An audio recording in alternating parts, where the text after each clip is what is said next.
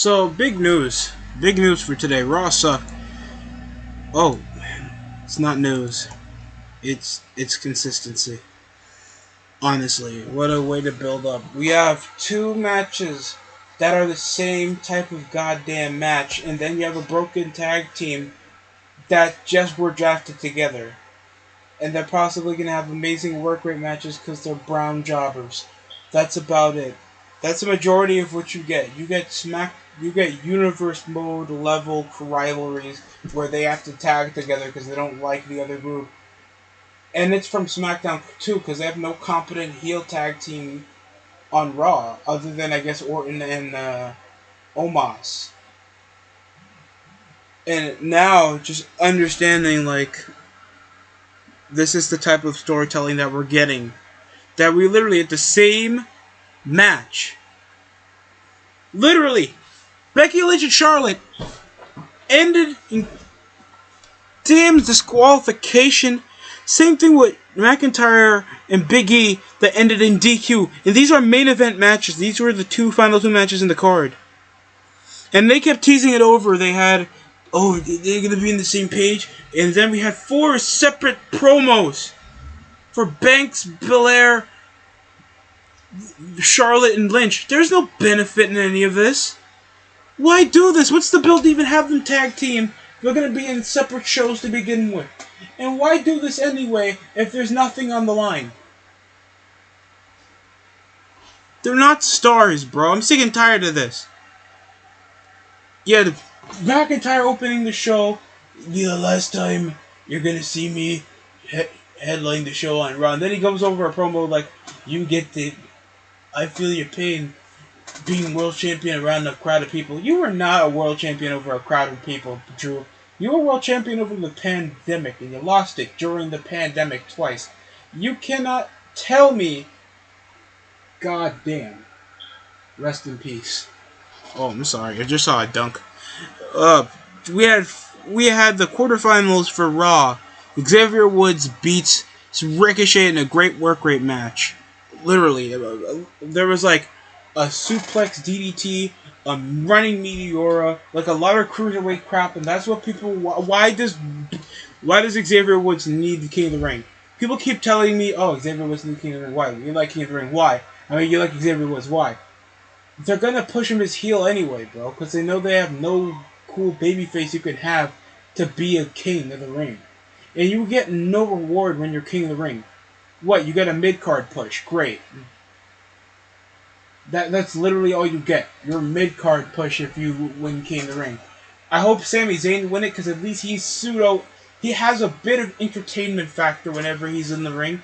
He can sell averagely. I haven't complained that much about a match involving Sami Zayn unless he's with Kevin Owens. That all the matches are overhyped schlock. But I do feel like he does have some entertainment into him. He can create some semblance of heat, and at least he can get some good segments. Jinder Mahal can't talk. Xavier Woods is dull like every other part of the New Day. We could tell off Big E coming around being like, I know you want every inch. Over 6 inches to be WWE champion. And they take it like, and you know the desire to be world champion? Yeah, to be the best in the company. What other reason why I want to be the best of the company?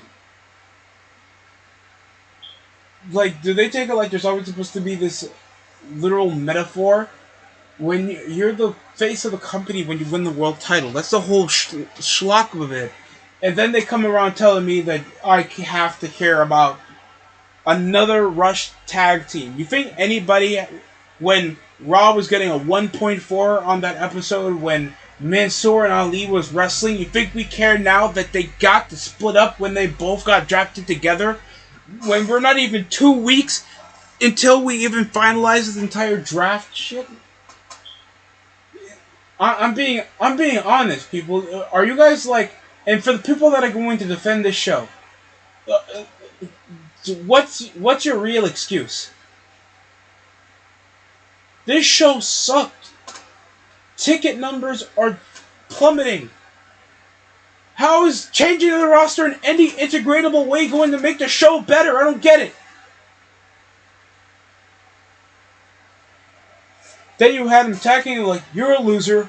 You're dead weight. Bitch, you were part of Retribution. You 7-Eleven Seth Rollins looking ass. Looking like that guy from Community. You better stop. Little hippie John Redcord looking ass. Gay hair. I'm sick and tired of looking at Ali. Everybody just says, oh, you like Ali White because he can talk. He's a policeman. He has no charisma. He's skinny and he does the same cruiserweight moves as everybody else. Comes around with the little Iron Heart gear with the light up. You think that screams main eventer to you? I'm being scared. And this was literally the only excuse to let Cedric and Shelton have any leeway to still be in the company. Because if you put them separately, you have a man that can't talk, that screeches every time he tries to put an emotional promo, and Shelton Benjamin. Period. No, that wasn't me trying to make a slang. That literally, what else am I supposed to put on Shelton Benjamin? There hasn't been a character for Shelton Benjamin since he was with his fat ass mom back in 2005 to 6. When his mom was getting sexually harassed by Viscera. You're telling me you want that, Shelton Benjamin? Honestly. You're only good for Money in the Bank highlights and being the black guy in the tag team, Shelton. I don't want to hear anything about Shelton Benjamin deserves this and deserves that. He's mid-card. There was like 8 minutes total in a majority of the Queen and most of the women's matches, and I don't give a shit about them. Because it's already demoralizing to see the King of the Ring. Why make a women in the ring? Why make a queef in the ring if the women are not even as taken seriously as the men are? That majority of the King of the Ring winners over the past decade have been mid-carders at best, except probably Sheamus. And the only reason why Sheamus is still a pseudo main eventer in this stage is because he at least looks like a pro wrestler. I haven't seen sloppy Sheamus matches. That's the only thing. He's a reliable hand. We had Shayna Baszler and Doudrop, and that match lasted for like under 3 minutes. It was dragged over with Shayna Baszler, with Doudrop huffing and puffing in the ring. Bro, you guys gotta be kidding me. I'm scared this is the mentality that people have whenever they think that this show is good. And then it ends with Shayna, with Doudrop coming in and destroying Dana Brooke. And then attacking her knee. The match ended in just 1 minute and 22 seconds. And then we had Jinder beating Kofi Kingston, hitting the Colossus after a counter off a botched SOS. The match was sloppy, and I didn't care how many chin locks Jinder was having to have some semblance of psychology, even though I lost interest like 5 minutes in. I don't want to see Kofi Kingston. These are two former world champions, and I know most of you people that even heard that come out my mouth want to forget that these guys even accomplished that. And then we had Austin Theory against Jeff Hardy.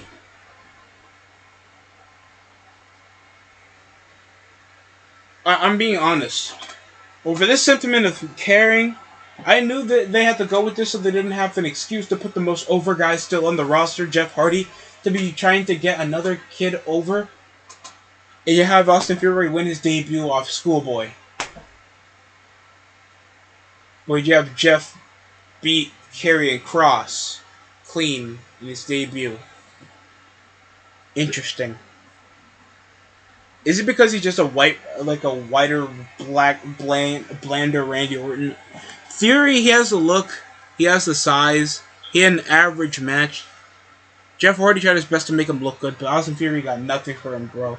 And people are taking this like, oh, this is a great call-up, even though he got called up before, and he was part of that Messiah, that Andrade shit with Zelina Vega trying to make a pseudo-faction, even though they knew he had no charisma. Then we had Doudrop versus Natalya that ended in Doudrop winning with a roll-up. There was like a slap over to the chest into a roll-up. She didn't even give her a splash. She's heavy set and she has to win off a quick mean. And I think it was... And there's no story intertwined with this. I don't care about the Queen of the Ring. This ended in over 5 minutes. Then we had Lashley cutting over a promo and was like, "You're not gonna kill the Almighty. You're not gonna kill the BBC, the big black champion." Oh man, just bland promo off Lashley. MVP needs to be there, bro. I'm not saying that like MVP is to miss. He's just a better Paul Heyman. He can talk. He legit looks like a businessman. He just looks like a guy that can spit game. For Lashley, that's not the most authentic when it comes to promos. So he needs him back as quick as possible. Then we had almost like Randy. I need to be there in your corner. Randy, you gonna be there in my corner, Randy? You're not gonna be there in my corner, Randy. Bro, what am I thinking again? Bro, his gimmick is just 2011 Jeff Hardy, but no actual entertainment value, and he has no charisma.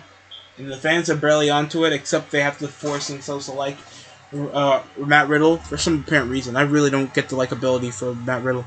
He gets repeatedly manhandled after trying to get on one-up on Styles on trying to rush him first, even though he was just outside. And he gets double chokeslam multiple times and replayed it until Orton came and RKO'd Styles out of nowhere. This is just repetitiveness. You had the same style of a tag team match, and then you get the same style of, oh, is he coming from the entranceway? No, he's gonna attack from behind. Really? I'm being really honest how uninspiring Raw has been over the past months. And you're having two matches end the same way? And then you hype over Survivor Series when Crown Jewel is already guaranteed, so you already make it confirm that Crown Jewel is not that important of a show. But it technically is. This is sad. This is a sad display of a show, bro. You had all the signature moves, then you have, oh wait, they're gonna tag themselves in? Cost themselves the match, and that's literally the last two matches of the show. Raw was borderline unwatchable. Trying to even watch the highlights so I don't feel physically and mentally drained just felt like a chore. When I'm watching a show, it's not supposed to be a chore. Just for the sake of escapism, because when it comes to work and school, you come late night on primetime TV to watch something that you can enjoy for a moment of time, and Raw doesn't make it feel that way.